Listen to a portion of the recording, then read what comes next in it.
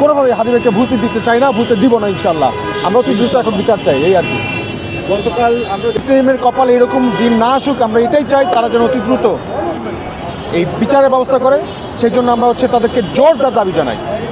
এবং সাথে করে আজকে আপনারা জানেন যে এখানে যারা জড়ো হয়েছে অলমোস্ট একটা অংশ গেছে আপনার মার্চ ফর ইনসাফে, এবং যারা দেরি করে এসছে তারা সবাই এখন শাহবাগে আছে।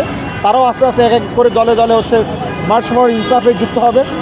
তো আমরা বিশ্বাস করি এই যে জনগণের সম্পৃক্ততা, জনগণকে কোনোভাবে জনবিচ্ছিন্ন করা যাবে না, হাদি ভাইকে জনবিচ্ছিন্ন করা যাবে না। জনগণের মধ্যে হাদি ভাই বেঁচে আছেন, জনগণের মধ্যে হাদি ভাই বেঁচে থাকবেন, এবং আমরা তাকে বাঁচিয়ে রাখবো, আমাদের মধ্যে অমর করে রাখবো ইনশাআল্লাহ। তার কাজের মাধ্যমে, তার দর্শনের মাধ্যমে, আমরা প্রত্যেকে হাদি হওয়ার মাধ্যমে আমরা হাদি ভাইকে বাঁচিয়ে রাখবো। তো আমরা কোনোভাবে হাদি ভাইকে ভুলতে দিতে চাই না, ভুলতে দিব না ইনশাআল্লাহ। আমরা অতি দ্রুত এখন বিচার চাই, এই আর কি। গতকাল আমরা